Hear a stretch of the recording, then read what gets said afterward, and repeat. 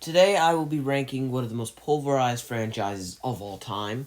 And before I begin, I would just like to say I am happy to be back here after I have just taken a bit of a trip, and thank you guys for watching this. Now, I'm going to be ranking the Transformers franchise from the worst to the best. There are currently 6 movies, and they're coming out with the 7th, but for now, we're just going to do the 6th. We're going to do all 6. But coming in last place is Transformers The Last Night, easily the worst by far.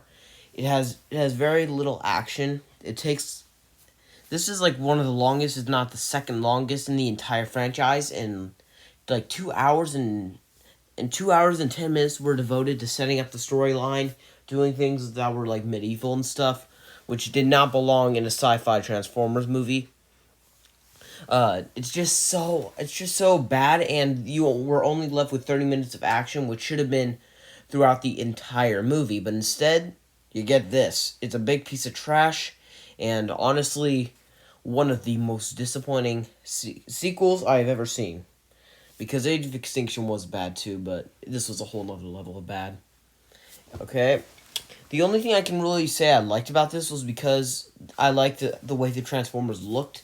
They look so much cooler from the Bayverse, which is Michael Bay, as in they look so much cooler then versus how they looked in the Bumblebee franchise, where they're just like toys. They just look like toys so much. Okay, that was number 6. We're now entering number 5, and we're gonna go with Transformers: Age of Extinction. This is the 4th movie. The Last Night was the 5th. So Age of Extinction. There are something good things about this one, like the fact that we get all the old Transformers back.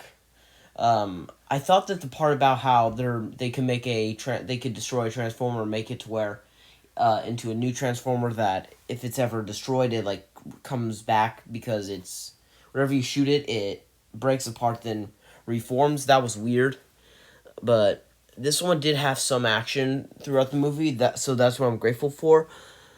It just seems so over the top and rushed, not good at all. Ratchet's death in the 4th one also hit me pretty hard because I did not see him in the correct order. First I saw Transformers, then I saw Transformers Revenge of the Fallen, I believe, then it was Bumblebee, then I saw Age of Extinction, then The Last Night, and yesterday I saw The Dark of the Moon, which is pretty good. Well, bringing us to the number 4 spot, we have Transformers Revenge of the Fallen. Transformers Revenge of the Fallen. Actually, there's a pretty big leap in quality from Revenge of the Fallen to Age of Extinction. This one just seemed a bit boring when you get to the desert setting. Also, the X-Decepticon, that was weird. I wasn't a very big fan of this. This is also another one of the longest, if not, this one actually may be the longest. I'm pretty sure it's either Age of Extinction or Revenge of the Fallen. But I'm pretty sure it's Age of Extinction. But anyway, it's just so messed up. They have a history of going very crude in this, and this one definitely has a lot of grown-up stuff, which is why you should probably not be watching this until you're of age to like know what they're talking about.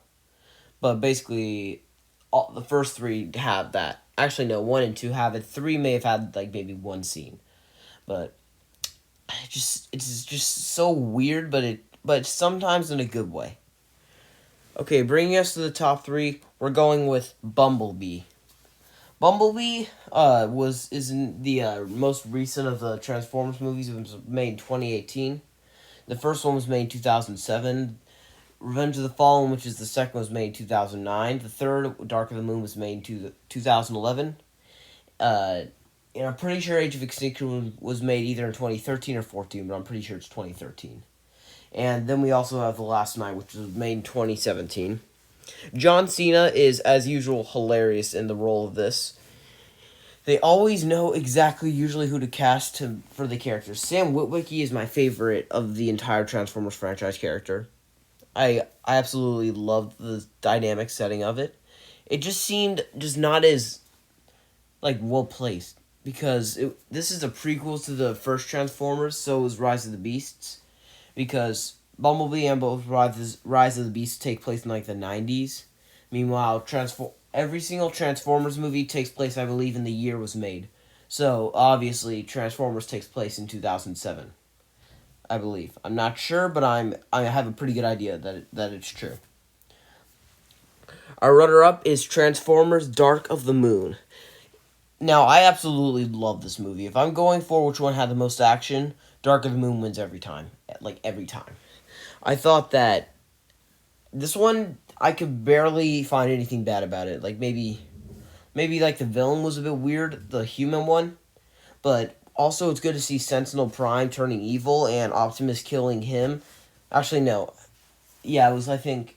No, Megatron severely wounded. He severely wounded Sentinel Prime. Then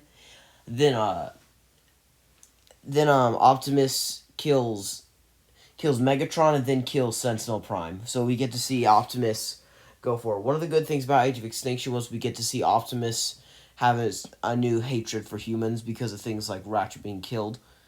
This one is really good compared to 4, 5, and 2. Bumblebee is good, but I just prefer this one better.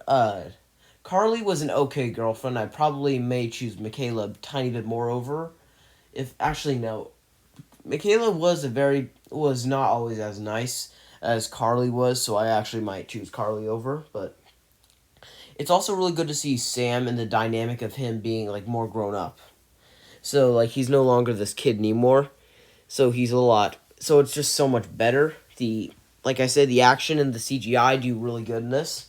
Steven Spielberg was really good in this one as well. I absolutely love this. But at the end of the day, if I'm going for the one I'm most likely to rewatch, then obviously my number one pick goes to the original Transformers. So the original Transformers is definitely a first place pick. I obviously always choose the original, basically. The Dark Knight's like the one exception. So one of the reasons that I love this one so much is the fact that I feel like the storyline was a bit simpler in this one than it was in Dark of the Moon, so it was messing it up a bit, but like barely. I still really love it. I thought that it was really funny to see Sam trying to talk to Michaela, all sorts of these things. I mean, I thought that this was really good. This is a top-notch action film for me. I know that the Transformers movies get a lot of hate, especially from critics and audience. But Dark of the Moon and Transformers, you cannot say are bad. They are good. I can understand if you're not a very big fan of Revenge of the Fallen, and the majority of people that will watch Age of Extinction and The Last Night will say that it's bad. Like, it's really bad. But I obviously love this movie, and I rewatch it every once in a while, but Dark of the Moon also is amazing, so those ones are basically just tied now. I possibly like the first one a tiny bit more, but otherwise Dark of the Moon and Transformers are tied. Well, thank you guys for watching. Like and subscribe to me if you want to, if you're not already, but it is completely up to you, and I will see you guys in my next video. Have a good one.